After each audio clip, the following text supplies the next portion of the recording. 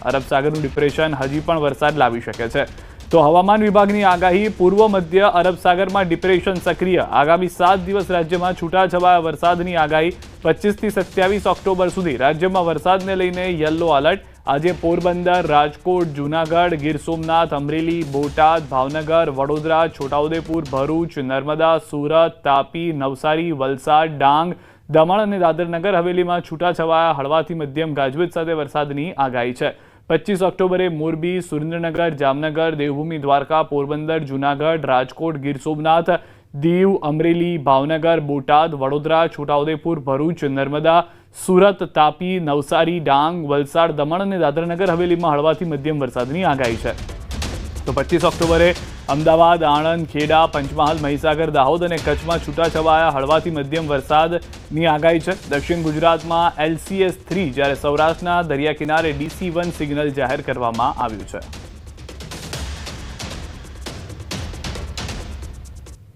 Day 1 से लेकर Day 7 हल्का से मध्यम बरसात का संभावना रहेगा। पहला दिन आइसोलेटेड प्लेसेस में मेनली दक्षिण गुजरात की जो जिला है और सौराष्ट्र कच्छ की जो दक्षिण जिला है, इसमें हल्का से मध्यम बरसात का संभावना रहेगा।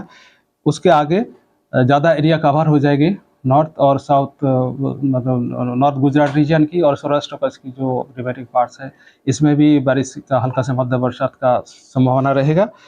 और 25, 26, 27 को हम हैवी रेनफॉल येलो वार्निंग के साथ आइसोलेटेड प्लेसेस में दिया है और थंडरस्टॉर्म वार्निंग अगले 4 दिन के लिए दिया जाएगा। 24, 25, 26, 27 के लिए thunderstorm warning with wind speed 30 to 40 kilometre प्रति घंटा के साथ।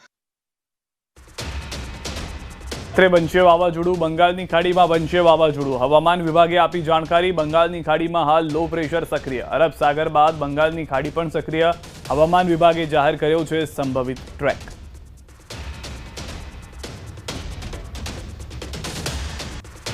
ખેડૂતોને ધણધણાવી નાખતા એંધાણ, ગુજરાતમાં અતિભારે વરસાદની સંભાવના, ખેડૂતો પર મોટી ઘાત ત્રાટકવાની આશંકા। હવામાન નિષ્ણાત અથડાય શેટ્ટીનું અનુમાન, 8 ઇંચ સુધી વરસાદ ખાબકી શકે। આજ રાતથી દક્ષિણ ગુજરાતમાં થઈ શકે છે વરસાદ। સૌરાષ્ટ્રના મોટાભાગના વિસ્તાર પર ખતરો, ગાજવીજ સાથે તોફાની વરસાદની સંભાવના। સુરત, વલસાડ, ભરૂચમાં વરસાદનો ખતરો, ભાવનગર, અમદાવાદ, બોટાદમાં વરસાદનો ખતરો, અમરેલી, ગીર સોમનાથમાં પણ વરસાદ થઈ શકે છે। તો તેની સાથે જૂનાગઢ, રાજકોટ, પોરબંદરમાં પણ વરસાદ થઈ શકે છે।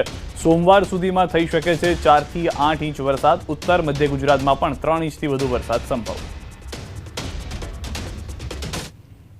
पिछले 2-3 दिन से एक डिप्रेशन दक्षिण और दक्षिण मध्य अरब सागर में तब्दील हुआ है, जिसका का असर अभी धीरे धीरे गुजरात पर अगले कल से शुरुआत होगा और अगले 4-5 दिन के लिए गुजरात पर इसका असर दिखने मिलेगा।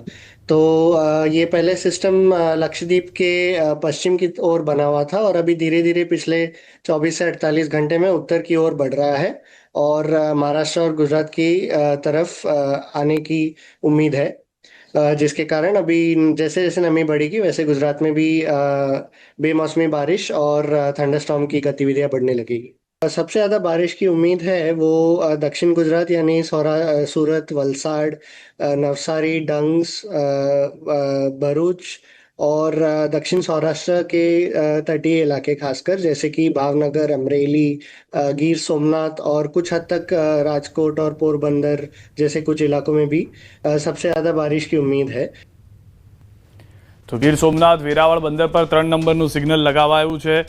સૌથી વધારે મહત્વની વાત, અરબી સમુદ્રમાં સર્જાયેલા ડિપ્રેશનને લઈને તંત્ર એલર્ટ છે। માછીમારો દરિયો ન ખેડવા પણ અપાઈ છે સૂચના। દરિયા કિનારે અને દરિયામાં ભારે પવન ફૂંકાવાની શક્યતા, 35 થી 45 કિલોમીટરની ઝડપે પવન ફૂંકાવાની સંભાવના। ચોમાસાએ વિદાય લઈ લીધી છે, પણ હજુ પણ પાણી ઓસર્યા નથી। ધોળકા અને દસક્રોઈ ગામના ખેડૂતોના ખેતરમાં હજી પાણી ભરાયેલા છે। ભાત, બદરખા અને માંડલપુરા ગામના ખેડૂતોના ખેતરોમાં પાણીમાં ગરકાવ જોવા મળી રહ્યા છે। વરસાદ બાદ સાબરમતી નદીમાં આવેલા પૂર બાદ પાણી નથી ઓસર્યા। પાણી ન ઓસરતા ખેડૂતો આખા વર્ષની ખેતી ફેલ ગઈ હોવાની વાત કહી રહ્યા છે। ચોમાસા દરમિયાન ડાંગરને હવે શિયાળામાં લેવાતા ઘઉંનો પાક પણ ન લઈ શકે તેવી હાલ સ્થિતિ, આખું વર્ષ ખેડૂતોને એળે જાય તેવી સ્થિતિ છે। દસક્રોઈ અને ધોળકા તાલુકાના 3 ગામના 100થી વધુ ખેડૂતો ખેતર પાણીમાં ગરકાવ હોવાની વાત કરી રહ્યા છે। 100 ખેડૂતો અંદાજે 150થી વધુ વીઘામાં ખેતર ધરાવે છે જે પાણીમાં ગરકાવ છે। ચોમાસામાં કરેલા વાવેતરમાં કપાસ અને શાકભાજી ખેતીના લાખો રૂપિયાનું નુકસાનનો પણ અંદાજ લગાવવામાં આવી રહ્યો છે। હવામાન વિભાગના આગાહી મુજબ ચોમાસું વિદાય લઈ ચૂક્યું છે, પરંતુ હજુ સુધી ખેતરમાં ભરાયેલા પાણીએ વિદાય નથી લીધા અને આ પ્રકારના દ્રશ્યો આજે પણ જોવા મળી રહ્યા છે। આ અમદાવાદ જિલ્લાના દસકોઈ અને ધોળકા તાલુકાના ખેડૂતોના ખેતરના દ્રશ્યો છે કે જ્યાં હજુ સુધી પાણી ભરાયેલું છે તે જોવા મળી રહ્યું છે। અહીંયા તમે જોઈ શકો છો કે અંદર જઈ પણ ન શકાય તેટલું પાણી ભરાયેલું છે। કપાસનો પાકનું વાવેતર કર્યું હતું, પરંતુ જાણે કે અંદરથી ડુંડા નીકળી પડ્યા હોય અને ખેતરની અંદર પાણી કે પાણીમાં ખેતર, આ પ્રકારના દ્રશ્યો આજે પણ જોવા મળી રહ્યા છે।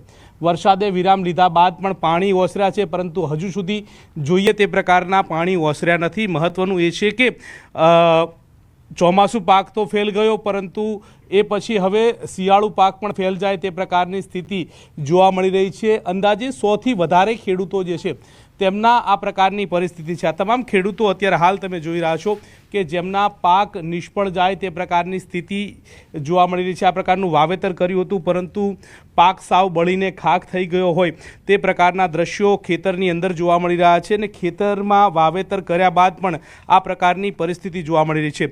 સ્થાનિક ખેડૂતો પણ આપણી સાથે છે, તેમની સાથે વાત કરીશું કે તેમણે શું વાવેતર કર્યું હતું અને કેટલા ખેડૂતોની આ પ્રકારની દયનીય સ્થિતિ જે છે તે થઈ છે તે અંતર્ગત વાત કરીશું। કેટલા વિસ્તારની અંદર આ પાણી ભરેલું છે, કેટલા ખેડૂતોની જગ્યા છે અને કેટલા સમયથી આ પાણી ભરેલું છે? આમ તો પહેલો વરસાદ પડ્યો ત્યારથી જ આ પાણી ભરાઈ ગયું છે અને 100થી 150 ખેડૂતનું આ નુકસાન છે। અને કપાસનું વાવેતર હતું, તમે જોઈ શકો છો કે કપાસ બધો ફેલ છે। હજુ શિયાળાનો પાક પણ ફેલ જવાનો છે।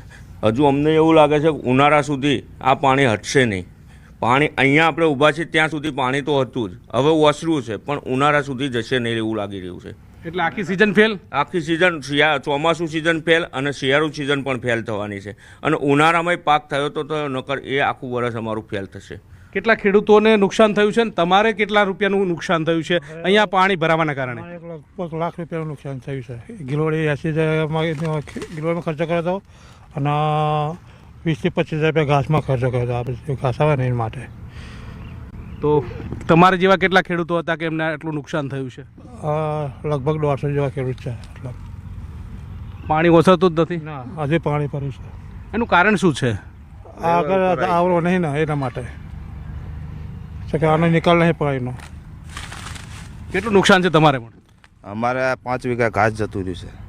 5 વીઘાનું નુકસાન છે, એટલે દર મહિને અમારે 40થી 50, 60, 70 હજારની આવક છે એ બંધ થઈ જાય તારે,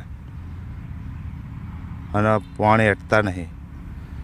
કેટલા વિસ્તારમાં આ પ્રકારનું પાણી અત્યારે હાલ બી ભરેલું છે અને જેના કારણે ખેડૂતો પોતે ખેતી નથી કરી શકતા? આ પાણી અહીં ભાતથી તે ઠેઠ માડણપુરા ગામ સુધી છે, 2 થી 3 કિલોમીટરની અંદર, અને અબી હાલમાં તે ઘણું બધું નુકસાન છે અને પાણી ઓસરતા જ નથી અને અહીંયા આગળનો પાક હજુ કોઈ થવાની શક્યતા દેખાઈ રહી નથી અબી હાલમાં અંદર। કેટલા રૂપિયાનું નુકસાન હશે પ્રત્યેક ખેડૂતોને? પ્રત્યેક ખેડૂતો તો મિનિમમ 2-3 લાખની આસપાસ પ્રત્યેક ખેડૂતોના 100થી 150 ખેડૂતોની આસપાસની ભીતિ કરી। ચોક્કસથી તો 100થી વધારે ખેડૂતોને 2 લાખથી પણ વધારે રૂપિયાનું નુકસાન હોય તે પ્રકારની વાત આ તમામ ખેડૂતોના મુખેથી સાંભળવા મળી રહી છે। કારણ કે જે પ્રકારે પાણી ભરાયેલું છે, પાણી હજુ સુધી ઓસરતું નથી અને આગામી 2 સિઝન પણ ફેલ જાય તે પ્રકારની સ્થિતિ અત્યારે હાલ તો જોવા મળી રહી છે। ત્યારે હવે તંત્ર ક્યારે આવે છે અને ક્યારે આ લોકોની જે પાણીનો નિકાલ થાય છે તે હવે જોવું રહેશે। હરીશ શર્મા સાથે ગૌતમ શ્રીમાળી, ન્યૂઝ 18 ગુજરાતી, ધોળકા, દસકોઈ। દ્વારકાથી સમાચાર। ખંભાળિયા નજીક આવેલ ખાનગી કંપનીના કન્વેનન્ટ બેલ્ટમાં આગ લાગી છે। ખંભાળિયા નજીક આવેલ એસઆર કંપનીના કન્વેનન્ટ બેલ્ટમાં ભીષણ આગ લાગી છે, જેને લઈને કોલસાની સપ્લાય કરતો હોવાનું જાણવા મળી રહ્યું છે। અચાનક આગ લાગતા દોડધામ મચી ગઈ હતી। આસપાસમાં ધુમાડાના ગોટે ગોટા। આગની ઘટનાને જોતા ફાયર વિભાગની ટીમ ઘટના સ્થળે પહોંચી છે અને આગને કાબૂમાં લેવાના પ્રયાસ ચાલી રહ્યા છે। કંપનીના કન્વર્ટ બેલ્ટમાં લાગી છે આગ, જે હાલમાં જાણકારી મળી રહી છે।